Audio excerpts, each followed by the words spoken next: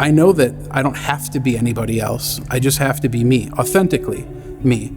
And I don't know if I'm doing this right. My name is Brian Nigaman. My wife and I have been coming to the Ridge since it opened in Oak Creek.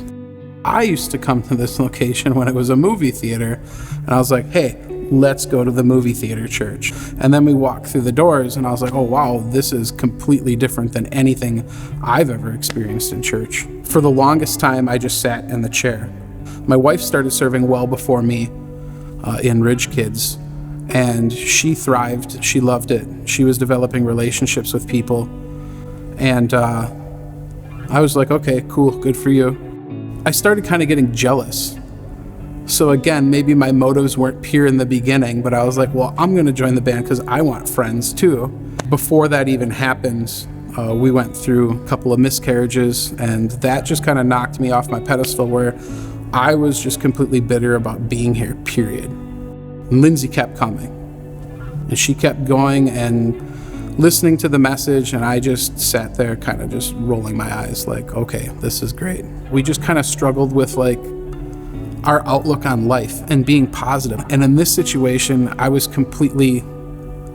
had no answer. I make no apologies about it. I started serving here because I was jealous of my wife. She was making friends and she was feeling good and overcoming her sadness. And I was like, hey, you can't do that alone. Like, I need to be able to do that too. So I just decided to just start serving here and just kind of developing like friendships with people. So in the beginning, Andy, who plays guitar here, he was really crucial in just kind of getting me to like dive in. I probably wouldn't have gotten baptized here if Caleb just nonchalantly just brought it up in conversation. The more and more I thought of it, and I was like, well, why can't I make a public declaration that I'm choosing to follow Jesus? Forrest really just kind of really planted the seed of leadership and kept nudging me to do more. And Matt, who plays drums, he's been great too. Yeah, there's been a bunch of guys.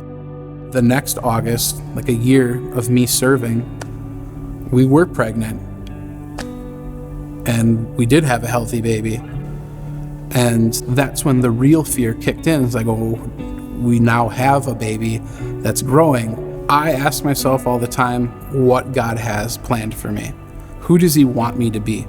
I don't know how to Christian properly, but I do know that I wake up every day and I keep trying.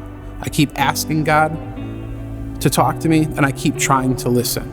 I do know people that I interact with, and they ask me, hey, what are you up to? And I'm like, this is what I'm doing. Really? You're going to church. This is what you're doing. Yeah, you should come check it out sometime. It really, really makes me happy. The fact that I'm able to have conversations with God. I didn't know how to pray before. I didn't know that you could talk to God. I didn't know that I could put my fears before God. I want to live in a way that makes others curious of what I'm doing. Because of this place, because of the people, because of the people that God's put in my life, they didn't need anything from me or want me to be something. They weren't like, hey, dude, you got to do this to fit in. They were there for us. No strings attached. I wouldn't be here right now if it wasn't for my wife. She made it possible for me to come here. She made it possible for me to find friends. And she made it possible for me to have a relationship with Jesus. Jesus made it possible for her to do that.